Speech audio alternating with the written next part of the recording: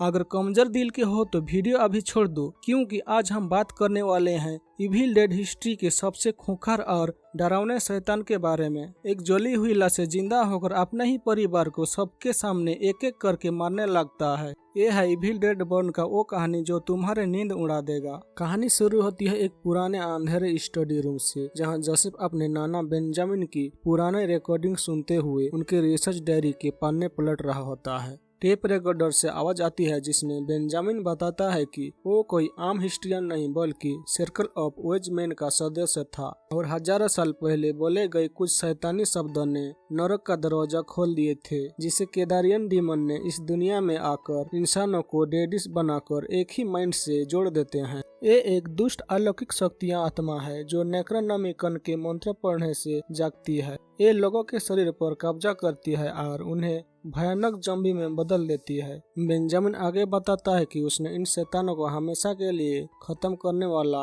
एकमात्र हथियार केडारिन डैगर को एक तांत्रिक सील में बंद कर दिया था ताकि शैतान इसे ढूंढ न सके, लेकिन बेखबर जोसेफ ने उस लकड़ी के बॉक्स पर लगी सील को चाकू से काट देता है और जैसे ही सील टूटती है सदियों से दबी एक पुरानी शैतानी ताकतें अंधेरे में आजाद हो जाती है। उसके बाद जंगल के बीच एक शांत झील के किनारे दो दोस्त लिव और जेरेट को दिखाया जाता है। ये दोनों छोटी सी बोट पर फिशिंग कर रहे होते हैं। तभी लिव के मोबाइल पर फोन आता है और वो बात करने के लिए जंगल की तरफ चला जाता है और जेरेट अकेला रह जाता है। अचानक जेरेट की फिशिंग रॉड पर बहुत भारी वजन महसूस होता है, लेकिन पूरी ताकत से खींचने पर पानी से मछली नहीं बल्कि एक इंसान का कटा हुआ शेर निकलता है। इसे देखकर जेरेट का होश उड़ जाता है और लिव को चिल्लाने लगता है। इसी बीच पानी से खौफनाक फिशिंग हुक बाहर निकल आता है और जेरेट के चेहरे पर फंसकर जेरेट को पानी में खींच लेता है।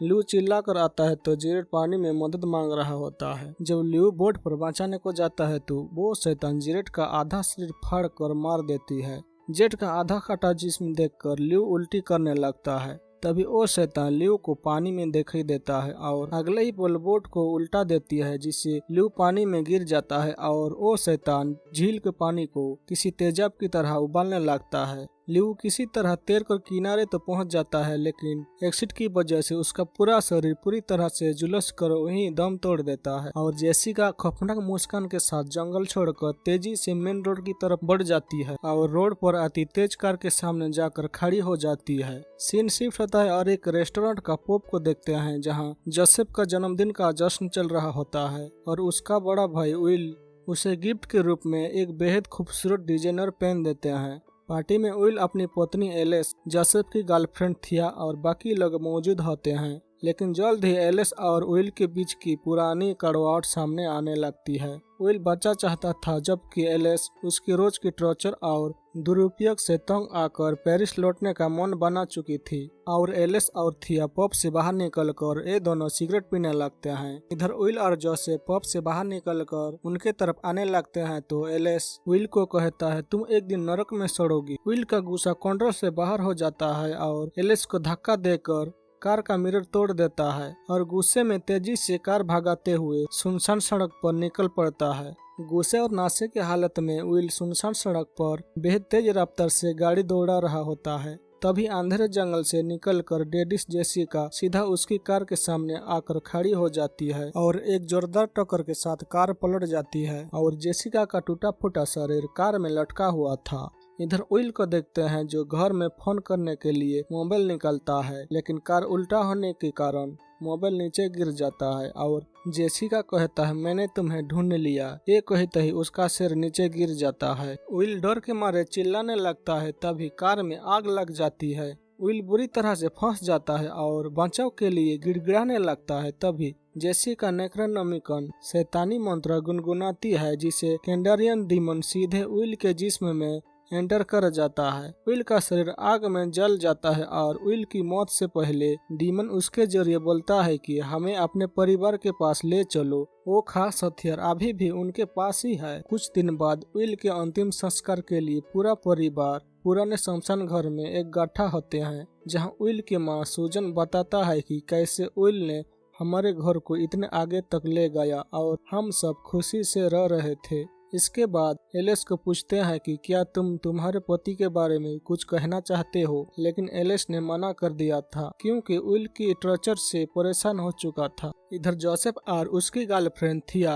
उदास खड़े होते हैं। इसके बाद एडगर छुपके से पीछे के फर्नेस रूम में अपने बेटे के कफिन के पास चला जाता है और आखिरी बार कफिन देखने आता है और रोने लगता है। लेकिन हैरानी की बात यह होती है कि अंदर से आवाज आती है। एडगर को लगता है कि मेरा बेटा अभी भी जिंदा है और जल्दबाजी में कफिन का ढक्कन तोड़ देता है तो अंदर में पड़ा ऑयल का जला हुआ सब अचानक जिंदा होकर एडगर का हाथ को बुरी तरह से जला देता है और वहां के एक वर्कर का गला चीरकर उसे मार डालता है। इधर एडगर पर एक गहरा शैतानी निशान बन जाता है और केडारियन इन्फेक्शन उसके जिस्म में दाखिल हो जाता है। विल के अंतिम संस्कार के बाद पूरा परिवार शांति के तलाश में अपने पुराने लेक हाउस लौट आते हैं, बिना ये जाने कि एडगर की जिस्म पर शैतानी इन्फेक्शन दाखिल हो चुका है और वो धीरे धीरे अपने आप को खो रहा है। घर आने के बाद छत के ऊपर जोसेफ की मां सुजन अपने पिता बेंजामिन की सालों पुरानी रिसर्च डायरी और शैतानी तस्वीरों को कूड़ा समझकर बोरी में भरने लगती है, जबकि जोसेफ उसे रोकते हुए बताता है कि नाना जी सर्कल ऑफ वाइज मैन का सदस्य था।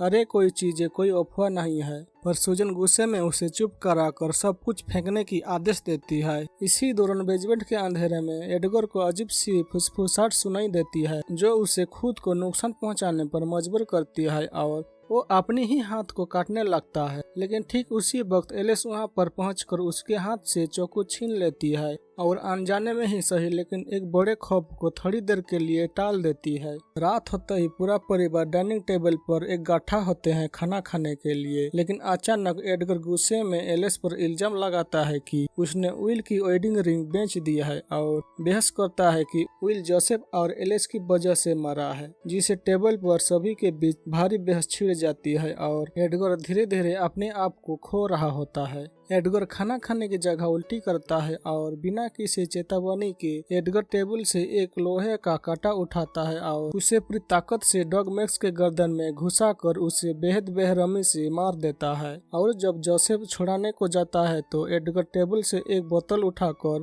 जोसेफ के सिर पर दे मारता है, जिसके बाद घबराते हुए जोसेफ और थिया एडगर को कार में डालकर हॉस्पिटल के लिए निकल जाते हैं। तेज रफ्तार कार में एडगर को हॉस्पिटल ले जाते समय अचानक पीछे की सीट पर बैठा एडगर का रूप पूरी तरह बदल जाता है। उसकी आंखें पीली पड़ जाती है और वो एक खौफनाक शैतानी चेहरे के साथ आगे बैठी थिया पर हमला कर देती है, जिसे गाड़ी बेकाबू होकर सड़क किनारे गाढ़े में जा टकराती है। थिया कार से बाहर निकलने के लिए अपना हाथ आगे बढ़ाता है, लेकिन एडगर कार का दरवाजा बंद कर देता है, जिसे थिया का उंगली कट जाता है और जोर जोर से चिल्लाने लगता है। जोसेफ घबराहट में अपनी गन निकालता है, लेकिन अपने ही बाप के आगे उसका हाथ कांपने लगता है और वो गोली नहीं चला पाता। तभी एडगर जोसेफ को उठा कर पटकने लगता है। तभी थिया आगे बढ़कर एक्सटिंग्विशर कार में चला देती है, जिसे कार पूरा व्हाइट हो जाता है। लेकिन एडगर कार के हेडरेस्ट की लोहे की रोड को उखाड़ता है और सीधा थिया के मुंह के आर पार घुसाकर उसे बेहद बेरहमी से मार देता है। अपनी गर्लफ्रेंड की दर्दनाक मौत देखकर जोसेफ घबराहट में कार से निकलकर अपनी पुराने लेक हाउस की तरफ निकल जाता है।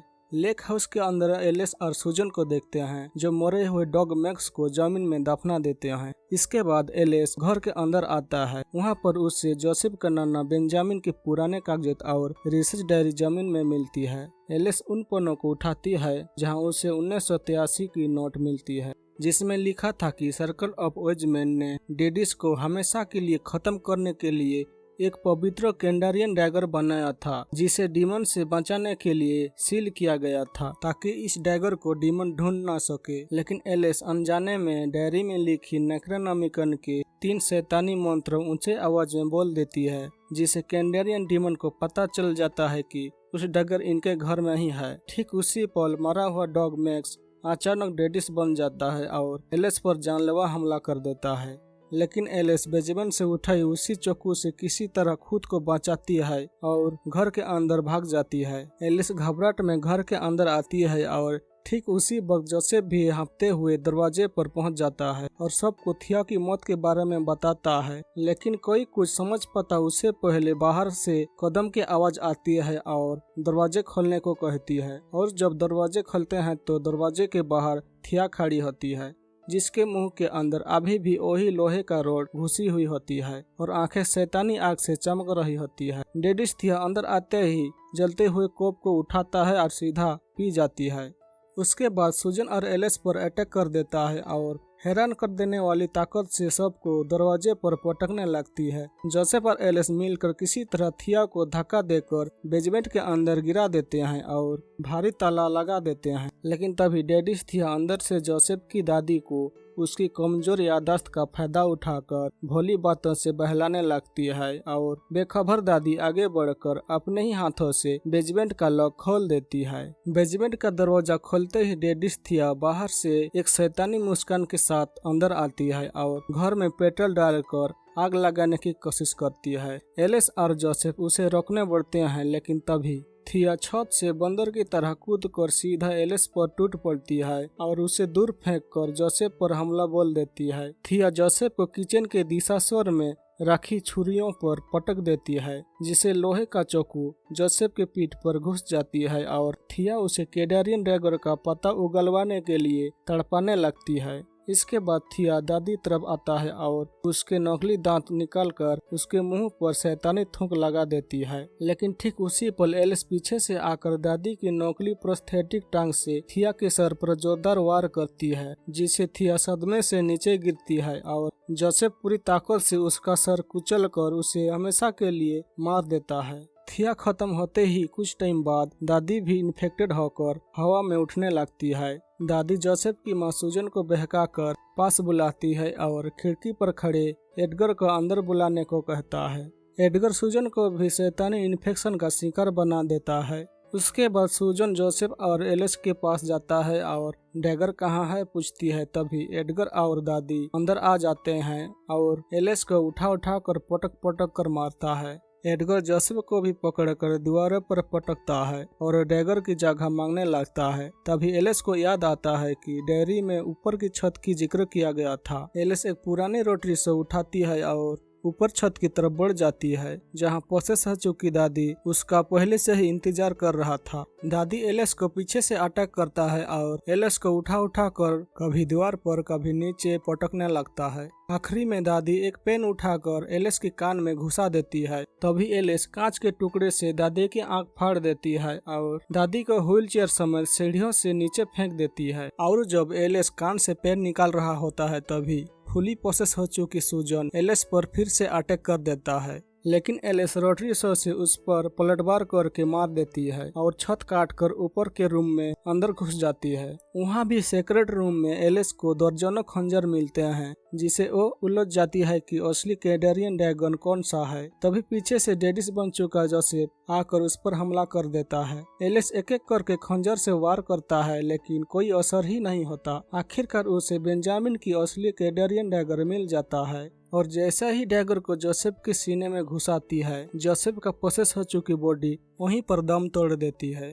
तभी सूजन और एडगर छत पर एलिस का पीछा करते हैं, लेकिन एलिस चिमनी के रास्ते जमीन पर आती है और लैटर से पूरा लेक हाउस में आग लगा देती है। आग के लपेट के बीच डेडिस मैक्स दोबारा हमला करता है, पर एलिस असली डैगर से उसके जिस्म पर घोंप कर उसे हमेशा के लिए खत्म कर देती है। जलती हुई बिल्डिंग के सामने अचानक एक खौफनाक परछाई आती है, जो ऑयल की पूरी तरह जल चुका बॉडी होता है, जिसके अंदर कैडेरियन डीमन का पूरी ताकत होता है। एलिस बचने के लिए पास की कंस्ट्रक्शन साइट की तरफ भागती है, लेकिन ऑयल एलिस की पीछा करते करते वहां पहुंच आता है और एलिस को पकड़कर आगे की दीवार पर फेंक देता है, जिसे एक लोहे का सरिया एलिस की पैर के आर पार हो जाता है और दर्द के मारे चिल्लाने लगती है। ऑयल मशीन चालू करके गरम गरम काले तार का बड़ा गड्ढा खोल देता है, जिसमें एलिस को दबाने की कोशिश करता है। एलिस हिम्मत जुटाकर अपना पैर सरिये से खींचती है और चालाकी से नकली डैगर को गाढ़े में फेंक देती है। जैसे ही ऑयल देखता है, लालच में आगे बढ़ने लगता है। एलिस जैक हैमर चालू करके सीधा ऑयल पर वार करता है, जिसे वो उबलते हुए तार के अंदर गिर जाता है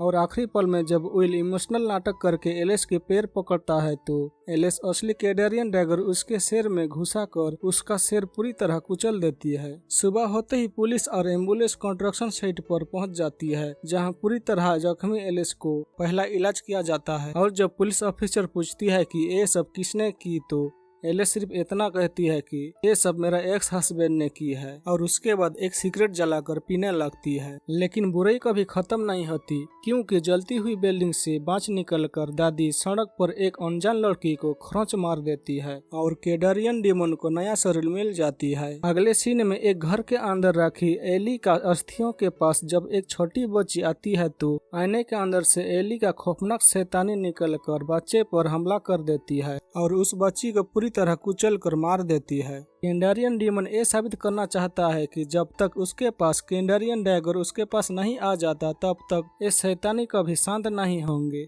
इसी के साथ ये वीडियो खत्म होता है। अगर वीडियो पसंद आया है तो चैनल को सब्सक्राइब जरूर कर लें।